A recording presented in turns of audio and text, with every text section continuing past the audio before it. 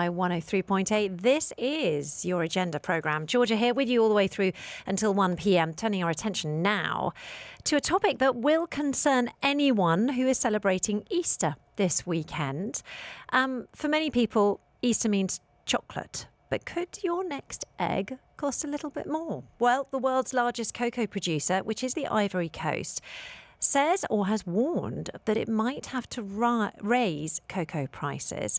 That is in response to US President Trump's proposed tariffs. Now, of course, they've been paused at the moment, but Washington is targeting dozens of countries with higher duties, including a potential 21% tariff on any exports from the Ivory Coast.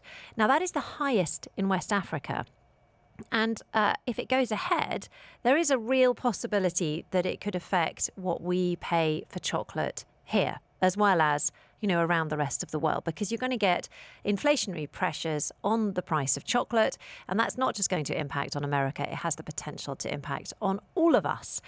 Joining me now to talk about the potential ripple effects from bean to bar is Iman Suguitan. Now, she's creative head at Co Chocolat. You probably heard of it because it is one of the UAE's top boutique chocolate producers. And Iman joins me now on Teams. Good morning to you. Lovely to have you with us.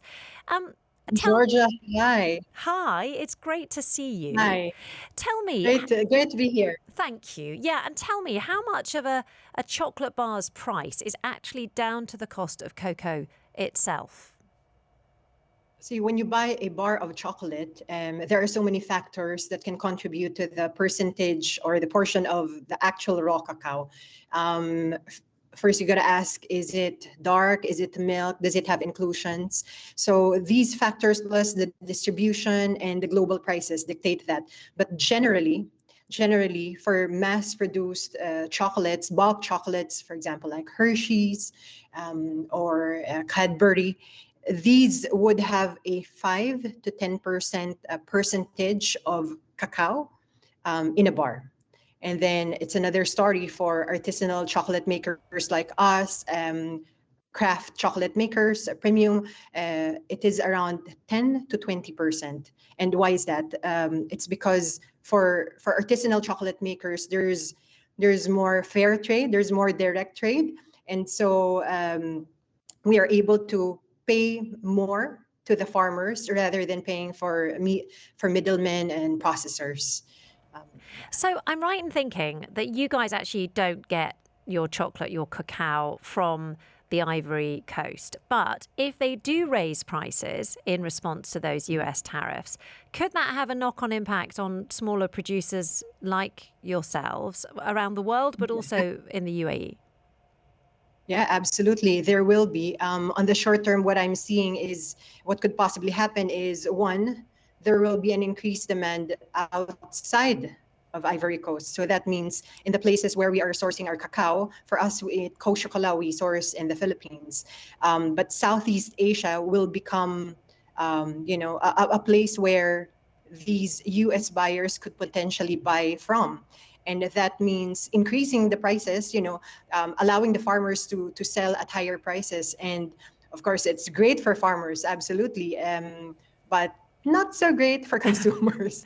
Of course, Ivory Coast takes 40% supplies 40% of the world's cacao. So there will be a spillover when it affects, the big global, the benchmark prices in New York, in London, and again, possibly higher prices of cacao, raw cacao. Are you already seeing price pressures from the global cocoa market? Because I know that it's been rocketing over the last few years. And even now there's this kind of tension, isn't there? We don't know whether the tariffs are going to be brought in, but they might be or they might not. There's so much uncertainty. At least in the last, I could say in the last maybe 10 days, it's status quo because everyone's like, is it going to put? Is this tariff really going to happen? So I think it's a waiting game for a lot of buyers and consumers of cacao. But at least for us, we haven't seen. I mean, it has been skyrocketing for the last 18 months, and but right now there's no like extreme radical change, at least for the last 10 days. I suppose as a chocolate maker, and this will be the same if you're a mass market or a boutique like yourselves, there is always the option of trying to absorb that extra cost from your consumer, particularly if it's only temporary. You might make that call in order not to drive away consumers. But, as an artisanal chocolate maker, if you've got such a big hit, such a big increase, do you have that flexibility, or will you have to pass it on to customers? Our experience in the last 1 year is that we have actually passed on some of those costs to our customers, because the price, the rise has just been, it's just been crazy. And as much as we try to absorb it, at some point, artisanal chocolate makers have to pass it on. And I think in the last 4 weeks, I've been seeing how left and right artisanal chocolate makers in the US have been closing down. It's so sad, but this is how delicate this artisanal, this small chocolate making industry is. Yeah. Gosh, it's already having an impact in the States. That is fascinating. I mean, before we got into this sort of price and tariff situation, I know that one of the priorities for your company, because we've done interviews in the past, is to source ethical cacao and to support farmers. Does that become more challenging when the market is more volatile? It is more challenging because it's a war. It's a war amongst the buyers. The last time I was in the Philippines in November, I was asking our lead farmer, how did it all start? How did we reach this high a price of cacao? And he was telling me, you know what? Somebody came here, he offered this price, and then somebody said, no, we want to give you a higher price. And then somebody came and wanted to top it. So it's very delicate. And like I said, as much as I'm very happy for the farmers, but it's not very good for the consumers, because it's going to be harder to get like real chocolates, real like those without palm oil, or which are really which are darker, without sacrificing the aspect of sustainability and ethics, because there's not a lot of transparency either in many countries in the world. And so we're quite, we're privileged that having an agri-social enterprise allows us to actually know who the farmers are, or where they are, and you don't see that often in other countries or other companies. Now, you guys make premium chocolates with a price tag to match, as you kind of expect. I have to admit that I don't let my children eat your chocolates. I go for the cheaper option for my kids. Certainly this Easter, they'll be getting a cheaper option. I'm sorry to say that. But do you think, and I feel a bit guilty because I think I am a consumer that's a little bit more aware of the complexities around the sort of chocolate market. Yeah. I've got no excuse. You're guilty. I've got no excuse because I do know about it. Do you think for the most part consumers are learning more and caring more about things like fair trade chocolate? I can't believe I just admitted that I don't let my children eat them. I was also wondering. But you know what?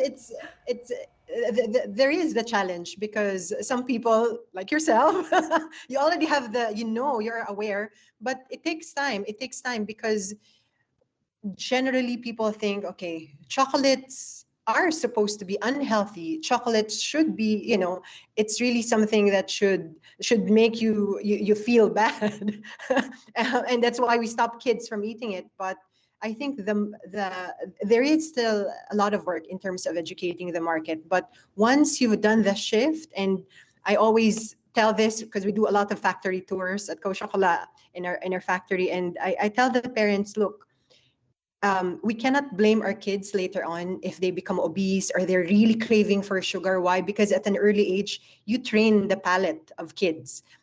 Later on, they will blame us if they're really craving so much sugar. Yeah. So, yeah.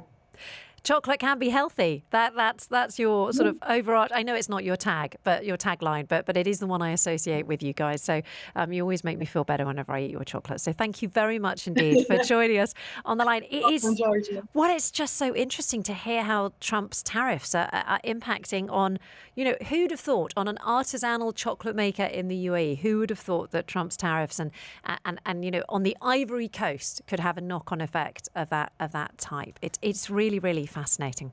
Huge thanks there to Iman Suguitan, who is the creative head at Co Chocolat, for joining us on the agenda this morning. Dubai Eye 103.8. Join the conversation.